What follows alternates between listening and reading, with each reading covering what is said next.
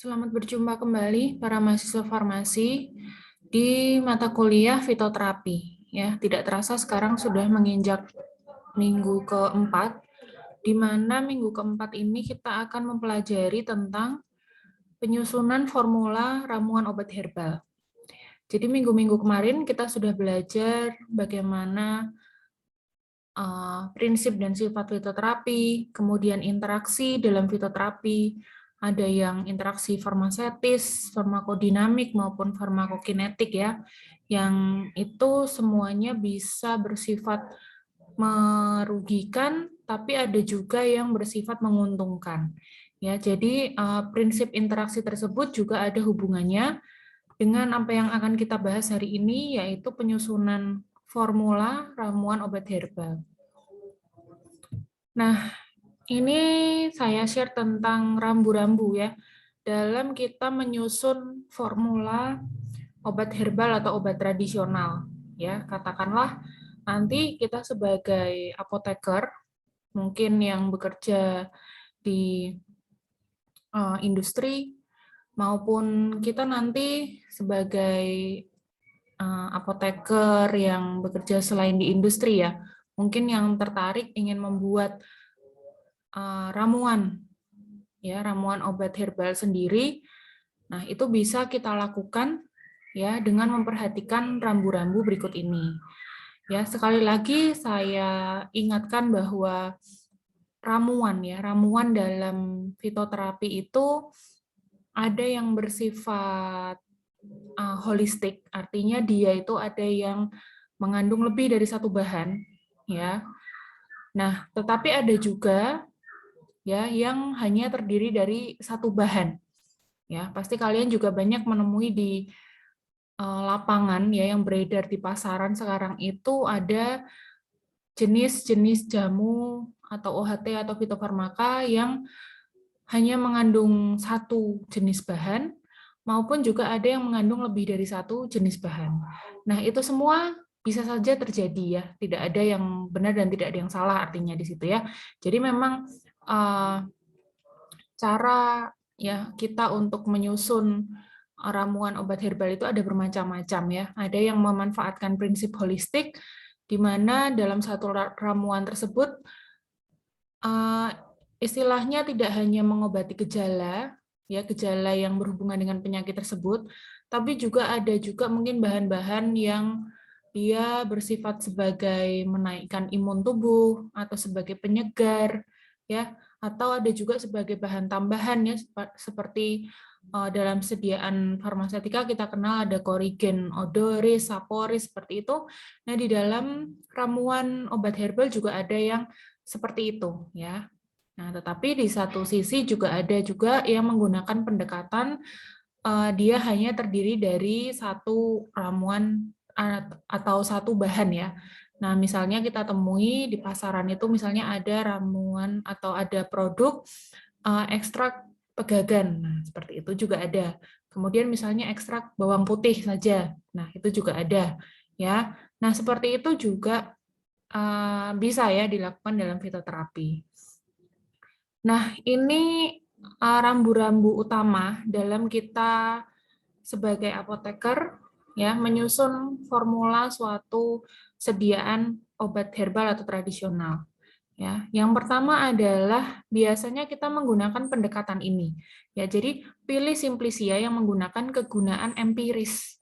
Ya, pilih simplisia yang memiliki kegunaan empiris terkait dengan indikasinya. Maksudnya seperti apa? Jadi dalam memilih simplisia ya, itu kita lihat indikasinya dulu ya. Misalnya kita akan membuat produk jamu untuk menurunkan berat badan misalnya. Nah, kita pilih simplisinya caranya seperti apa? Jadi kita tengok dulu empirisnya ya. Jadi misalnya kita memilih bahan-bahan, kita lihat secara empiris. Artinya empiris itu kan pengalaman turun-temurun ya. Pengalaman turun-temurun yang mungkin dia tertuang di dalam sumber-sumber seperti kitab-kitab kuno seperti itu ya. Nah, atau sekarang gampangnya baik Badan POM maupun Kemenkes itu sudah Artinya sudah ada namanya formularium ya. Nanti coba kita lihat di akhir kuliah ini seperti apa formularium yang disusun oleh Badan POM maupun Kemenkes. Nah, biasanya kita lihat dari pengalaman turun-temurun terlebih dahulu. Ya, misalnya bahan-bahan apa yang dari dulu itu sudah dikenal sebagai penurun berat badan misalnya, atau misalnya penekan nafsu makan. Ya, misalnya seperti itu. Nah, kita lihat dulu dari istilahnya dalam tanda kutip dari sejarahnya ya, dari kegunaan empiris pengalaman turun-temurun itu dari dulu bahan apa ya yang dikenal sebagai penurun berat badan gitu misalnya. Nah, itu yang pertama ya, pendekatan dengan prinsip empiris terlebih dahulu. Jadi kita tidak buta gitu dalam menyusun ramuan, aduh gimana caranya ya gitu. Nah, pertama kita bisa gunakan pendekatan empiris. Nah, kemudian yang kedua, ya, misalnya kita ingin membuat formula ramuan yang terdiri lebih dari satu bahan ya, misalnya lebih dari satu bahan. Nah, itu kita gunakan prinsip pendekatan holistik ya. Nah, kemarin sudah pernah saya bahas ya di pertemuan kedua apa itu pendekatan holistik. Jadi mungkin di satu ramuan ya, itu ada yang bersifat intinya itu mengatasi gejala yang terkait dengan penyakit, tetapi ada juga bahan-bahan lainnya seperti yang sudah saya sebutkan tadi, mungkin meningkatkan imun, mungkin penyegar badan, mungkin sebagai korigen tadi dan sebagainya. Nah, itu yang dinamakan dengan pendekatan holistik. Ya. Nah, kemudian juga ini yang penting adalah jangan menggunakan bahan toksik yang dilarang. Ya, jadi Badan POM itu sudah mengeluarkan peraturan tentang bahan-bahan yang dilarang ada di dalam suatu sediaan obat tradisional. Nah, kita jangan nekat ya menggunakan bahan yang dilarang tersebut karena kemungkinan bahan tersebut bersifat toksik atau mempunyai efek samping yang besar. Nah, kemudian yang kedua, jangan sampai terjadi interaksi antagonis ya. Kemarin kita sudah membahas tentang antagonis. Ya, di mana di dalam satu bahan atau antar bahan dalam ramuan itu kemungkinan adanya terjadi interaksi antagonis. Artinya mungkin misalnya kalau kita menggunakan misalnya untuk jamu menurunkan berat badan, nah jangan sampai di situ ada bahan-bahan untuk yang dia sifatnya misalnya memicu nafsu makan ya, jangan gitu ya. Jadi kalau kita misalnya tahu suatu bahan itu bersifat antagonis ya, nah lebih baik kita menghindari kombinasi bahan tersebut. Ya, nah oleh karena itu kita harus tahu dulu ya bahan-bahan apa yang sifatnya itu bisa terjadi interaksi antagonis di situ ya atau saling berlawanan ya. Nah, kemudian prinsip yang lain adalah jangan sampai terjadi efek toksik setelah pencampuran dua bahan. Ya. Nah, kemudian perhatikan dosis masing-masing bahan maupun ramuan. Ya, nah ini perhatikan dosisnya karena kemarin di pertemuan kedua juga kita sudah bahas, kita sudah diskusikan tentang aturan tepat dosis ya. Jadi ada tepat waktu, tepat dosis, tepat cara pemakaian dan sebagainya. Nah, itu yang perlu diperhatikan adalah dosis. Kemudian jangan sampai terjadi kesalahan penggunaan bahan. Nah, ini terkait dengan kebenaran simplisia ya. Ini selalu saya tekankan bahwa dalam membuat obat tradisional itu ada kemungkinan bahwa kita salah menggunakan bahan. Karena sekali lagi simplisia ya, terutama simplisia nabati atau dari tumbuhan itu banyak yang mirip-mirip ya. Banyak yang mirip-mirip baik secara anatomi dari bahan tersebut gitu ya, misalnya anatomi dari daun, batang dan sebagainya, itu banyak yang mirip-mirip. Karena itu kita perlu mencegah terjadinya kesalahan penggunaan bahan. Dengan apa? Yaitu dengan identifikasi ya. Identifikasi baik secara makroskopik ya, bentuk, warna, sebagainya ya, organoleptis, kemudian juga secara mikroskopis. Ya, kemudian kita juga bisa melakukan determinasi terhadap tumbuhan ya. Jadi ini mungkin yang mendalami teman-teman kita di biologi bahwa kalau di biologi itu dalam kita mengidentifikasi suatu spesies itu namanya determinasi ya. Kita bisa minta tolong ke teman-teman kita biologi misalnya. Coba cekin dong ini bahan, misalnya kita punya bahan basah ya, bahan yang masih basah, nah itu minta tolong dideterminasi spesiesnya dia apa ya? Nah, itu namanya determinasi. Cara kita mengetahui spesies dari suatu bahan ya, tetapi yang masih basah. Nah, kalau dia sudah merupakan bahan kering, kita bisa menggunakan cara identifikasi simplicia yang tadi ya. Nah, ini adalah rambu-rambu ya utama yang perlu kita perhatikan dalam menyusun formula. Nah, tadi kita juga membahas tentang empiris ya, bahwa yang pertama cara kita memilih simplicia dalam ramuan itu kita bisa menggunakan pendekatan empiris. Nah, pendekatan empiris atau pengalaman nenek moyang kita dari zaman dulu ya, itu bisa kita dapat dari mana? Nah, ini ada beberapa sumber ya. Sumber data empiris dari obat bahan alam, yaitu ada buku Kumpulan Ramuan Obat Asli Indonesia, atau kumpulan naskah kuno ya. Kumpulan naskah kuno ini macamnya banyak sekali. Mungkin di berbagai daerah itu berbeda-beda ya. Karena kita tahu kan kalau di Indonesia itu zaman dulu zaman kerajaan ya. Jadi mungkin yang Mataram kuno dia punya naskah sendiri. Mungkin yang kerajaan di Sumatera gitu ya, mungkin ya Sriwijaya gitu, mungkin dia punya naskah sendiri ya. Nah, ini mungkin salah satunya yang dikenal adalah Serat Centini sama buku Jampi ini ya. Ini dari daerah Jawa Tengah ya. Jadi dari daerah Surakarta dan Yogyakarta dia punya yang namanya ini ya, Serat Centini sama buku Jampi ini. Jampi itu artinya jamu kalau bahasa Jawa ya. Nah, mungkin di daerah-daerah kalian juga mungkin ada naskah-naskah kuno seperti ini ya. Nah, kemudian ada juga buku berjudul Cabe Puyang Warisan Nenek Moyang ya. Jadi dia juga memuat bahan-bahan ya, obat bahan alam yang dari zaman dulu sudah digunakan. Kemudian ada juga Medicinal Herb Index of Indonesia dan Alam Sumber Kesehatan. Ya. Selain ini juga masih banyak yang lain ya. Mungkin salah satu naskah kuno kalau dari Bali itu namanya Lontar ya, Kitab Lontar. Ya, nah itu mungkin kalian yang dari Bali pernah dengar ya tentang itu. Nah, jadi buku-buku ini atau naskah-naskah kuno ini memuat tentang penggunaan obat bahan alam yang sudah digunakan sejak zaman dahulu kala oleh nenek moyang kita. Nah, kita bisa berangkat dari pendekatan ini ya untuk memilih simplicia yang kita gunakan dalam suatu produk obat tradisional ya yang akan kita rancang. Nah, kemudian ya ini adalah penyusunan formula berdasarkan khasiat bahan. Ya, tadi kita gunakan pendekatan empiris. Kemudian yang kedua adalah jumlah bahan penyusun. Ya, misalnya dia terdiri dari lebih dari satu bahan. Ya, sebaiknya tidak lebih dari 5 bahan. Ya, nah karena apa? Kalau misalnya nanti ini akan dikembangkan menjadi OHT atau fitofarmaka ya. Jadi standarisasinya itu tidak mengalami kesulitan ya. Kita tahu sendiri kalau misalnya ramuan atau produk obat tradisional yang terdiri dari lebih dari satu bahan, tentu saja kan dia harus distandarisasi sendiri-sendiri ya, distandarisasi satu persatu. Nah, oleh karena itu kalau misalnya ramuannya lebih dari 5 bahan, nah tentu saja dia lebih rumit ya untuk nanti dilakukan proses standarisasi.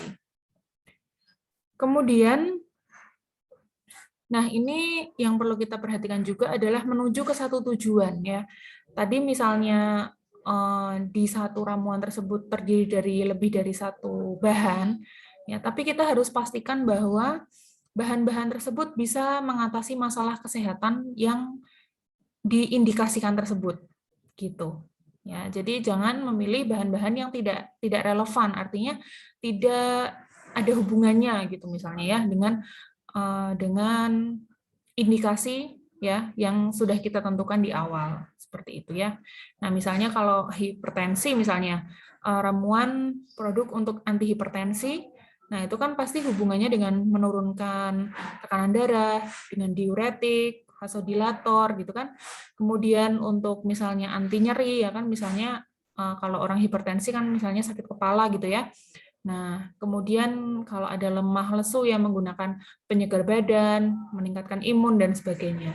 Nah, itu harus bisa bahan-bahan tersebut bisa mengatasi masalah kesehatan ya yang ditetapkan di awal, yaitu misalnya tadi ya anti hipertensi seperti itu. Nah, kemudian ingat-ingat juga tadi di awal kita sudah membahas tentang rambu-rambu penyusunan formula. Nah, ini mungkin saya ingatkan kembali ya. Ini kemarin sudah kita bahas kalau nggak salah di pertemuan kedua, kita juga membahas tentang peraturan obat tradisional, bahwa obat tradisional itu tidak boleh mengandung etil alkohol lebih dari 10% ya, 10% apa 1% ya, lupa saya. Nah itu ya, jadi tidak boleh mengandung intinya alkohol dalam jumlah yang besar. Kemudian tidak boleh dia itu sebagai sediaan parenteral, ya injeksi misalnya, maupun tetes mata. Nah seperti itu nggak boleh ya. Nah jadi kita harus ingat-ingat juga yang dulu pernah kita bahas tentang apa-apa saja yang tidak boleh dilakukan ya kalau kita ingin merancang suatu produk obat tradisional ya. Nah, ini tadi ya kita sudah membahas sekilas tentang dosis ya. Nah, pendekatan yang bisa kita lakukan juga dalam menentukan dosis adalah kita gunakan dosis tradisionalnya. Ya, jadi misalnya di naskah empiris tadi ya, naskah-naskah kuno tadi kita lihat misalnya dia penggunaannya berapa banyak. Nah, itu bisa kita gunakan sebagai pegangan ya. Artinya pegangan itu tidak harus persis kita nanti nyontek persis dari naskah kuno tersebut ya. Tapi kita bisa modifikasi untuk mengoptimalkan formula ramuan ya. Nah, ini ya untuk mempermudah nanti bisa digunakan buku yang dosisnya telah berupa gram gitu ya. Nah, nanti kita akan lihat bahwa kalau ramuan tradisional yang kuno itu biasanya nggak pakai gram ya, karena orang zaman dulu belum ngerti gram. Orang zaman dulu ngertinya misalnya satu jari misalnya, atau besarnya satu telapak tangan, atau satu genggam gitu kan. Nah, atau dijumput gitu. Nah, gitu. Jadi orang zaman dulu seperti itu. Ya, tapi sekarang sudah banyak buku-buku yang dikeluarkan oleh baik Badan POM maupun Kemenkes yang dia sudah istilahnya mengkonversi ya dosis tradisional itu menggunakan dosis yang kita kenal ya, satuannya kita kenal selama ini yaitu mungkin gram, miligram, liter, mililiter dan seterusnya. Nah, kemudian bisa juga dosis itu ditentukan dari ya kalau misalnya tanaman tersebut itu sudah ada hasil penelitian in vivo pada hewan ya, bahwa misalnya di hewan uji dia bisa menimbulkan efek yang optimal pada dosis sekian gitu. Nah, itu bisa digunakan untuk dikonversi nanti ke dosis manusia ya. Kalau uji klinis belum ada.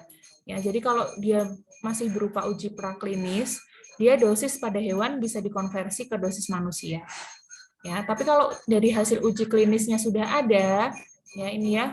Jadi misalnya untuk fitofarmaka itu kan berarti kan dia sudah sampai uji klinis. Ya, jadi kalau misalnya dosisnya sudah ada atau kandungan atau jumlah kandungan bahan aktifnya diketahui, nah itu bisa digunakan sebagai dasar penentuan dosis. Ya, jadi kalau misalnya praklinik dia bisa konversi dari dosis hewan ke dosis manusia. Kemudian kalau sudah uji klinik berarti dia kan sudah ada dosis untuk manusia ya. Nah, dosis tersebut bisa digunakan untuk acuan ya, untuk kita mengembangkan suatu obat tradisional. Nah, seperti itu ya. Nah, ini yang tadi saya singgung tentang dosis obat bahan alam. Nah, ini saya ambil dari buku formularium ramuan obat tradisional ya, yang etnomedicine. Jadi etnomedicine itu adalah seperti obat tradisional yang khas ya dari daerah tertentu ya. Misalnya ini saya ambil ramuan anti hipertensi ya dari Kalimantan Timur. Ya, jadi mungkin ini yang dari asli dari Kalimantan Timur ya.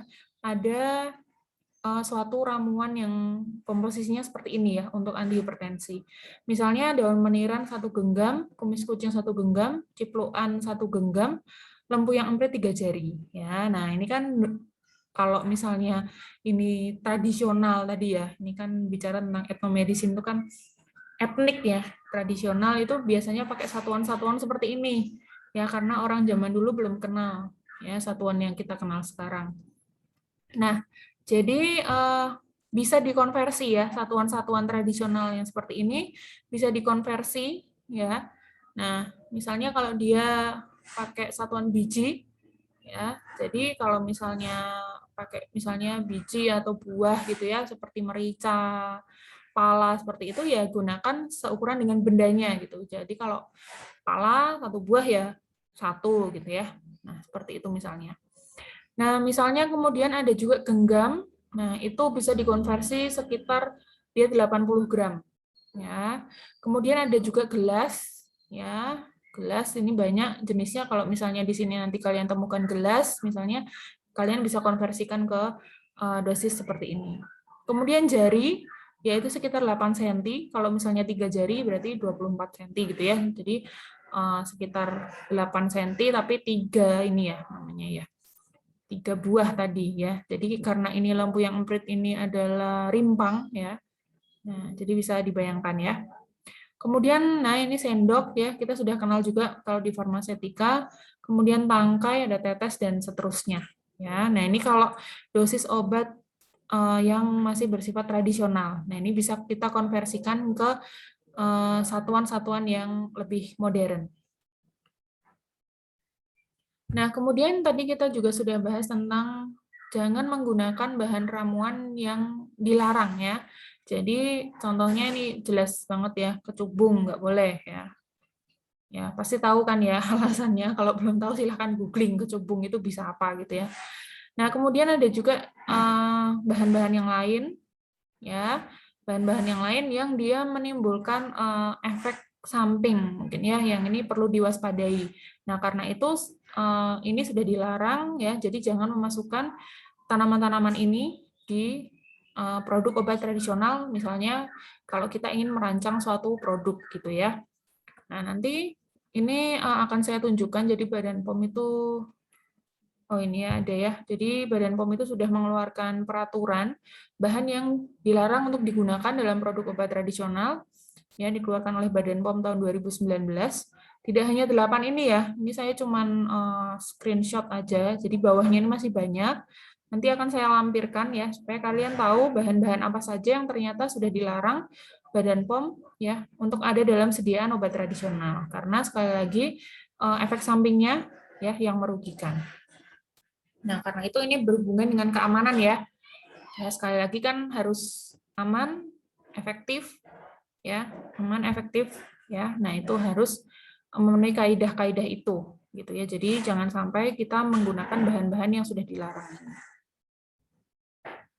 Nah, kemudian bicara tentang tadi ya, jadi dalam satu ramuan usahakan tidak ada interaksi antagonis ya, baik antar bahan maupun dalam satu bahan. Ya, misalnya ini dalam satu bahan, nah temulawak itu kurkuminnya bisa menurunkan kolesterol, tapi minyak atsirinya menambah nafsu makan. Ya, jadi dikhawatirkan memang kalau menambah nafsu makan nanti secara tidak langsung ya, dia kan jadi lebih banyak yang dikonsumsi, kemudian dikhawatirkan akan menaikkan kolesterol. Jadi kan berlawanan dengan ini ya. Nah, kemudian ada juga kelembak, ya, ini akar kelembak atau Rei radix. Dia antrakinon yang ada di dalamnya bersifat laksatif, tetapi tanin, ya tanin itu bersifat kebalikannya, ya. Nah, seperti itu, bersifat kebalikannya. Jadi antiperistaltik usus itu kebalikannya laksatif. Nah, jadi solusinya seperti apa? Kalau dalam satu bahan sendiri ternyata kok sudah ada antagonis ya? Apa tidak boleh digunakan sama sekali gitu? Nah, jadi tidak seperti itu ya. Nah, kita bisa istilahnya mengakali ya hal ini kalau misalnya ada antagonis dalam satu bahan, itu tentu saja kita bisa mengakali dengan istilahnya mengakali cara ekstraksinya gitu. Ya, karena kan kita bisa mengekstraksi, oh saya nggak mau minyak atsirinya, saya mau kurkuminnya aja gitu. Atau saya mau antrakinonnya, saya mau ekstraksi antrakinon. Nah, tapi saya mau hilangkan taninnya gitu. Nah, itu bisa ya. Nah, itu bisa ya. Itu tergantung dengan metode ekstraksi kita dan juga tergantung dengan pelarut yang kita gunakan. Ya, tentu saja ya. Nah, itu mungkin lebih kita pelajari, dulu pernah kita pelajari di fitokimia ya. Nah, itu cara untuk mengatasi misalnya ada antagonis dalam satu bahan. Tetapi kalau ada misalnya antar bahan dalam satu ramuan itu ada yang antagonis, ya, nah ini perlu dipertimbangkan kembali untuk menggunakan bahan-bahan tersebut tentu saja ya. Nah, lebih baik tidak campurkan menjadi satu, istilahnya satu ramuan gitu ya. Ini yang sudah saya terangkan kemarin, ada daun jati Cina yang sering digunakan sebagai penurun berat badan karena dia bersifat laksatif. Ya, tapi di situ biasanya dicampur juga ya dengan teh ya, teh biasa, teh yang sering kita minum itu.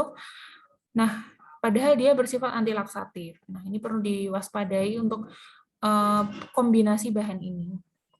Kemudian juga pegagan ya dengan kopi misalnya.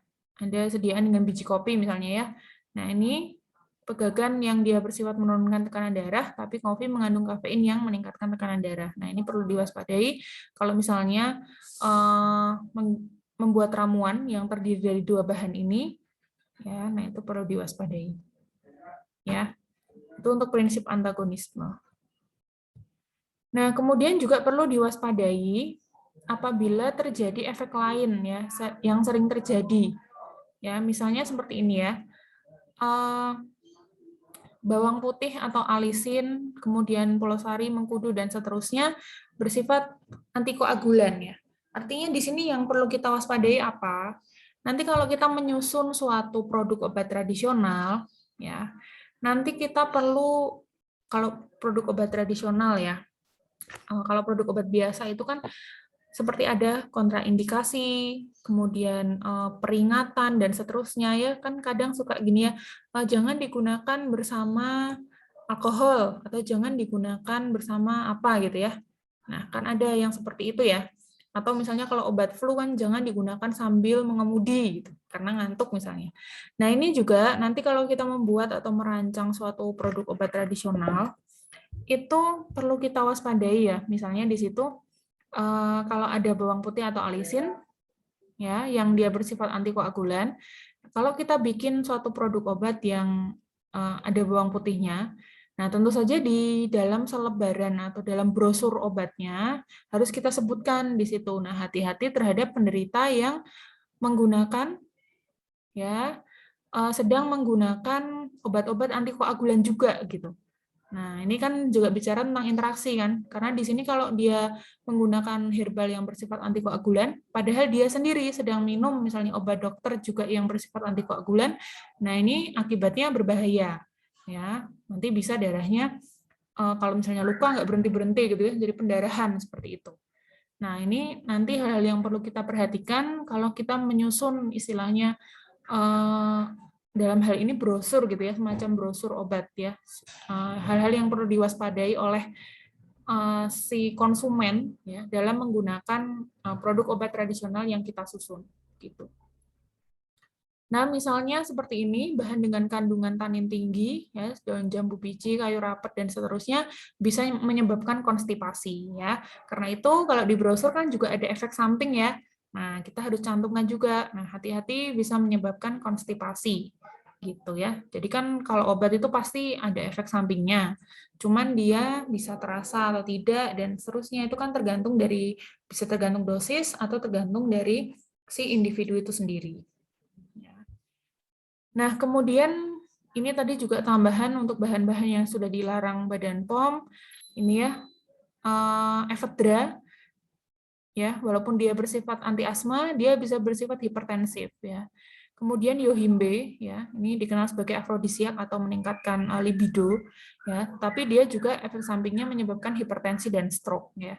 Dan ternyata ini bahan-bahan yang sudah dilarang oleh Badan POM, ya, sehingga kita perlu hati-hati, ya.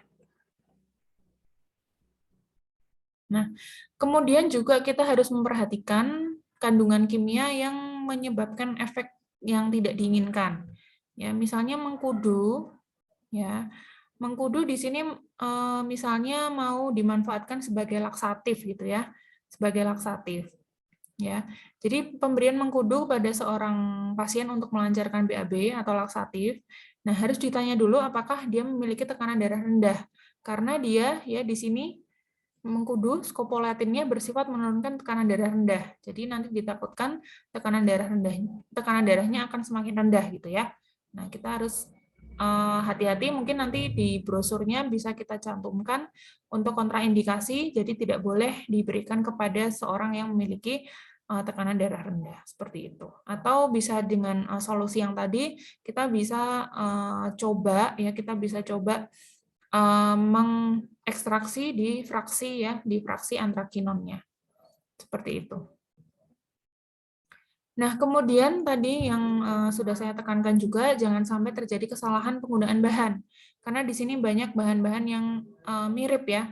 Jadi antara Ginura pseudocina sama Ginura procumbens ya. Daun dewa sama daun sambung nyawa ini sangat mirip ya, karena dia juga ada di satu famili ya, satu famili tapi beda spesies. Oh sorry, satu genus ya, oh satu genus pas satu famili ya, satu famili ya, tapi dia beda spesies, satu genus juga. Nah, dia punya ciri-ciri yang berbeda ya. Yang satunya tumbuh tegak, daun berbulu, tepi berombak. Yang satunya merambat, daun tidak berbulu, tapi bergerigi. Yang satunya untuk berbagai penyakit, yang satunya untuk anti kanker ya.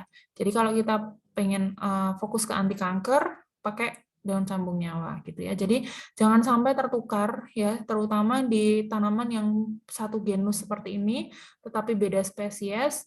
Kemudian kalau misalnya khasiatnya beda, nah itu kita perlu waspadai, jangan sampai terjadi kesalahan penggunaan bahan. Nah ini ya, jadi di dalam satu produk obat tradisional, selain dia ada yang tadi ya arahnya itu ke indikasi atau ke penyakit, tetapi ada juga bahan-bahan yang biasanya itu kita gunakan sebagai korigen ya. Jadi sebagai penyedap rasa, bau, atau penambah warna gitu ya. Nah, ini contoh-contoh bahan yang bisa kita gunakan ya sebagai korigen tersebut gitu ya. Tapi sekali lagi jika menggunakan korigen kita perlu perhatikan berapa jumlahnya, kemudian adakah interaksi antara bahan tambahan ini yang kita gunakan dengan bahan-bahan utama ya yang mengatasi gejala tadi, seperti itu. Nah, misalnya ini saya akan mengarah ke formula ya, formula ramuan ya. Nah, misalnya kita ingin membuat suatu jamu penurun berat badan gitu ya.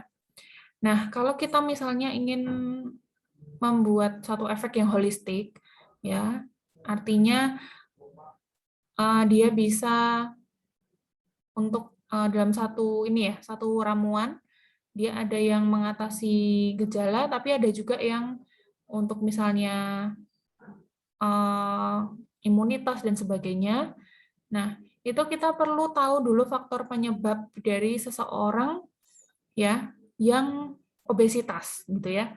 Nah, karena orang obesitas ini kan nanti yang akan mengonsumsi jamu penurun berat badan gitu ya. Nah, kita perlu tahu faktor penyebabnya dulu. Ya, jadi misalnya dia konsumsi karbohidrat dan lemak jenuh yang berlebihan, kurang olahraga dan aktivitas fisik, kemudian gangguan metabolisme lemak dan karbohidrat, bisa juga dari faktor genetik. Ya, nah misalnya ini kita bisa analisis dulu. Nah, berapa sih BMI seseorang yang obesitas seperti itu ya? Nah, kemudian kita susun tata laksananya. Jadi kira-kira kalau di dalam satu ramuan itu lebih dari satu bahan, ya. Kemudian kira-kira apa saja gitu ya? Simplisianya apa saja dan gunanya apa saja. Nah, kita ke khasiat dulu ya. Misalnya di situ harus ada penekan nafsu makan, ya kan? Supaya dia keinginannya untuk makan itu bisa menurun, ya. Nah, kemudian untuk membantu untuk melarutkan lemak atau meluruhkan lemak gitu. Nah, kemudian selain itu pengelat atau astringen, ya, di sini gunanya untuk istilahnya itu apa ya? Memperlambat penyerapan oleh usus gitu ya. Jadi dia bisa menyerap kira-kira zat-zat atau lemak-lemak yang setelah dia konsumsi ya supaya tidak diabsorpsi seperti itu. Nah, itu astringen. Kemudian juga mungkin perlu pelancar buang air besar. Ya, pelancar buang air besar ya, tapi di sini juga hati-hati jangan pilih yang terlalu berlebihan. Nanti kalau misalnya berlebihan ya, jadi kan efek sampingnya bisa diare misalnya ya. Nah, ini kita pilih simplisia yang sesuai. Nah, jadi tadi kan sudah ketemu faktor penyebab, kemudian sudah ketemu tata laksananya, kira-kira yang perlu diatasi apa saja, ya. Nah, kemudian kita mulai pilih dari simplicianya, ya. Misalnya ya, ini dengan pendekatan empiris, ya, diambil dari buku ini, Cabe Puyang ini ya. Nah, ini kita identifikasi satu-satu ya. Jadi yang bisa penekan nafsu makan apa saja, yang bisa melarutkan lemak apa saja, yang sebagai pengelat atau astringen tadi apa saja, kemudian pelancar BAB itu apa saja. Ya, nah, kemudian baru kita pilih kira-kira simplisia apa ya yang akan kita gunakan ya sesuai dengan indikasinya tadi. Nah, kemudian juga pastikan tidak ada interaksi di situ dan kemudian kita pastikan juga tidak ada bahan yang dilarang ya. Nah, jadi caranya seperti itu ya. Jadi kita awalnya tadi ya berangkat dari indikasi ya, dari faktor penyebab, kemudian dari tata laksananya ya. Kemudian kita pilih simplisianya berdasarkan pendekatan empiris. Nah, kemudian setelah itu ya, mungkin dari naskah-naskah empiris ini ada dosis ya. Di sini ada dosis yang tradisional. Nah, nanti kita bisa konversikan ke dalam dosis yang modern gitu ya. Kira-kira berapa gram atau berapa senti ya yang dipakai. Nah, seperti itu. Jadi kita bisa mengatasi obesitas tadi ya dengan jamu ya penurun berat badan yang punya khasiat yang baik ya. Karena di situ kita pilih bahan-bahan yang mengarah ke indikasinya. Seperti itu. Nah, kemudian tadi baru dari dosis yang tradisional ya bisa kita modifikasi ya, bisa kita modifikasi ya, mungkin dengan perbandingan ya atau dengan pendekatan yang lain ya bisa kita modifikasi nanti kita menggunakan dosis di situ berapa saja dan misalnya kita gunakan atau simplisia serbuk dan seterusnya ya sesuai dengan sediaan yang kita inginkan. Gitu ya. Kita mau bikin rebusan atau seduhan atau misalnya sediaan yang modern ya, nanti bisa kita modifikasi dosisnya seperti itu. Nah, kita juga bisa melakukan optimasi dosis ya, optimasi dosis. Jadi kita susun misalnya formula 1, 2 dan seterusnya yang punya dosis yang berbeda-beda. Kemudian kalau kita mau ujikan ke hewan uji itu juga bisa ya. Jadi itu nanti masuk ke praklinis ya, uji praklinis. Nah, di situ juga bisa. Ya, jadi itu sekilas caranya kita bisa memilih ramuan-ramuan yang kita gunakan untuk obat tradisional. Nah, kemudian sediaan apa yang akan kita pilih? Ya, nah tentu saja itu bisa menggunakan pendekatan empiris atau misalnya kita bisa pakai atau kita bisa modifikasi dia menggunakan sediaan-sediaan yang bersifat modern ya atau farmaseutis modern misalnya kapsul, tablet, granul dan seterusnya ya. Nah, artinya di situ kalau misalnya kita menginginkan yang bahan bakunya ekstrak ya, tentu saja kan kita dari simplisia yang tadi harus diekstrak dulu ya. Nah, seperti itu. Ya. Nah, ini contoh-contoh sediaan farmaseutis dan sediaan modern ya dan juga sifat-sifatnya ya. Nah, kalau sediaan tradisional ya biasanya dia tidak awet atau tidak stabil ya seperti ini. Kalau jamu-jamu gendong atau rebusan seduhan seperti itu kan harus segera dikonsumsi ya karena dia takut terjadi kontaminasi dari mikroba ya. Kalau terlalu lama kan basi ya.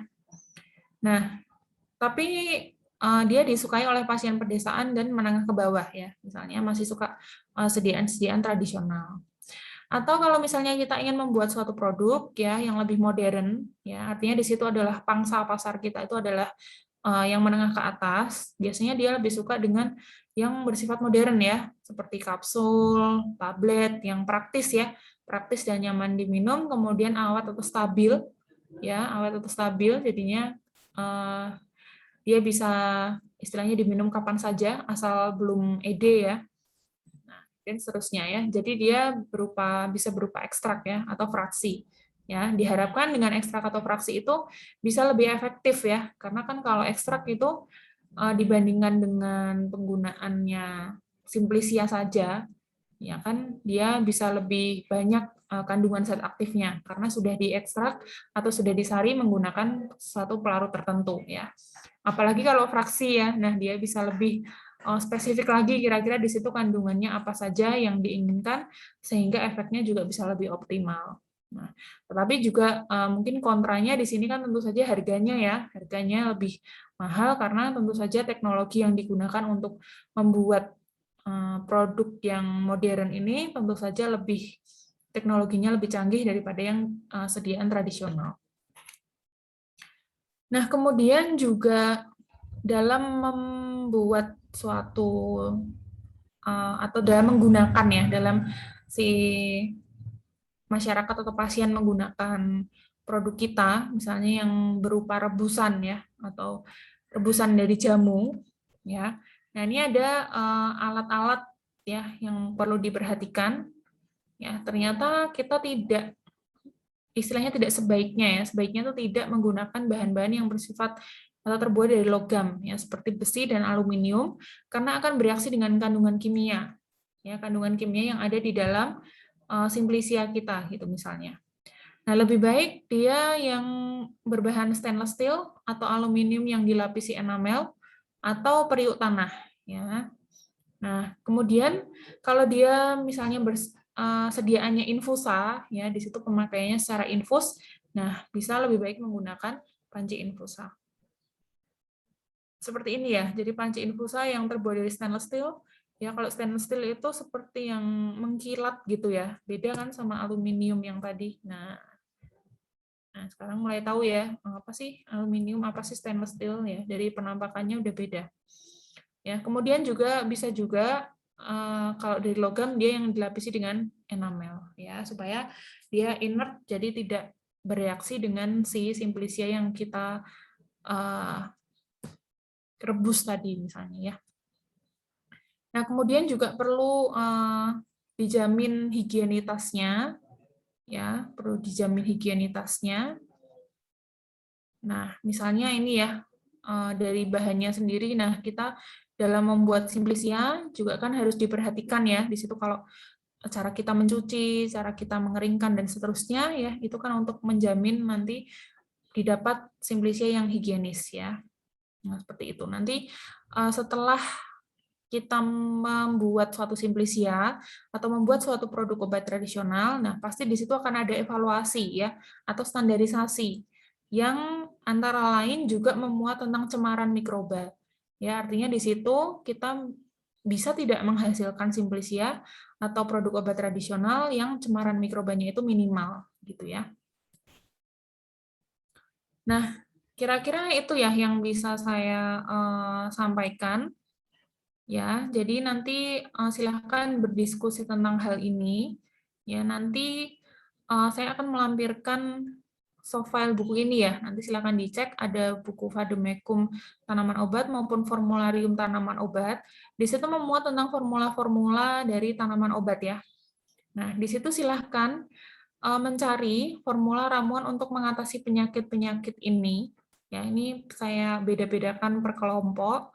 Kemudian coba dibahas tentang fungsi masing-masing bahan ya. Kalau di situ misalnya terdiri dari lebih dari satu bahan dalam ramuan ya, fungsinya apa, kemudian cara pembuatannya seperti apa ya, cara pembuatannya atau misalnya tadi ya Pak di infusa, dekokta dan seterusnya, cara pembuatannya seperti apa, dan ada atau tidak kontraindikasi dari bahan atau ramuan tersebut.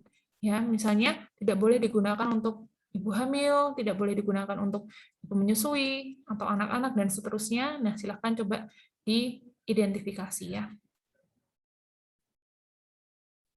Nah, ini saya akan coba share satu sumber dari Vademecum tanaman obat. Jadi dia isinya adalah formula-formula ramuan tanaman obat ya. Nah, misalnya tadi di atas tadi bawang merah ya. Jadi misalnya ramuan-ramuan yang mengandung bawang merah. Nah, ada misalnya di situ untuk sariawan ya, misalnya seperti ini. Nah, sudah ada ramuan-ramuannya. Kemudian cara penggunaannya, cara pembuatannya juga sudah ada. Ya, kemudian ramuan untuk batuk dan seterusnya. Nah, ini ternyata sudah ada buku-buku seperti ini ya yang dikeluarkan oleh Badan POM.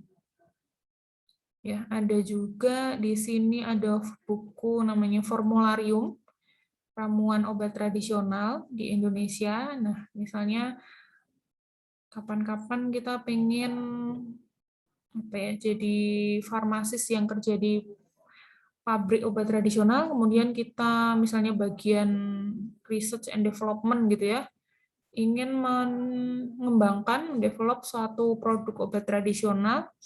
Nah, kita bisa mengacu ke buku-buku yang sudah dikeluarkan oleh Badan POM ya. Nah, misalnya di sini ada ramuan untuk menurunkan lemak darah gitu ya. Nah, ini ada komposisi misalnya ini sekian sekian sekian sekian gitu ya. Nah, nanti silahkan kalian coba cari tadi ya bahan diskusinya, kemudian misalnya fungsinya bahan-bahan ini untuk apa saja ya. Jadi daun salamnya untuk apa, alang-alang untuk apa dan seterusnya. Ya, kemudian cara pembuatan dan cara pemakaian dan juga yang terakhir ada kontraindikasi ya. Nah, ini kemudian yang terakhir saya juga ingin menunjukkan sesuatu aja. Ya, jadi ini tadi yang dimaksud dengan naskah kuno ya, empiris ya. Ini kebetulan saya punya soft file-nya buku Serat Centini ini. Ini dari naskah kuno dari Jogja ya, di mana dia pakai tulisan Jawa kuno seperti ini ya. Kemudian setelah dibaca ya seperti ini, kemudian setelah dibahasa Indonesiakan ya, nah seperti ini ya. Obat untuk panas dingin misalnya demam ya, maksudnya kalau sekarang kan modern demam gitu.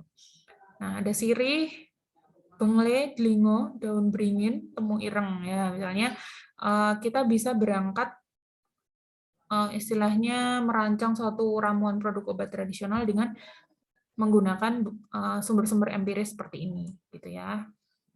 Nah, ini banyak-banyak lagi ya yang lain ya. Jadi untuk demam apa saja gitu ya. Nah, misalnya ada ini kalau ini kan sebagai obat gosok ya. Nah, jadi dia sediaannya ternyata topikal. Ya. Nah, seperti itu. Nah, ini banyak-banyaknya ada obat oles. Nah, kemudian ada juga yang diminum juga ada ya. Jadi peroral ada, topikal juga ada gitu ya.